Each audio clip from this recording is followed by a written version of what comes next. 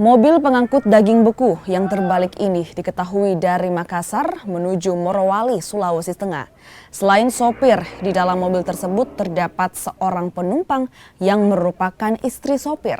Petugas yang tiba di lokasi berhasil mengevakuasi sopir tanpa kendala. Namun penyelamatan istri sopir berlangsung dramatis lantaran terjepit di pintu mobil, sehingga petugas terpaksa harus memotong beberapa bagian mobil dengan alat seadanya. 2 jam kemudian, istri sopir berhasil dievakuasi, namun diperkirakan korban mengalami patah tulang.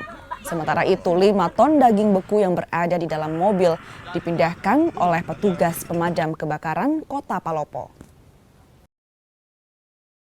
Bapak tahu kira-kira apa penyebabnya, Pak? Itu penyebabnya istilahnya dia mau menyelip gitu lah, tapi tidak jadi, ada motor dari depan. Jadi dia menghindari tabrakan, Pak. Ya.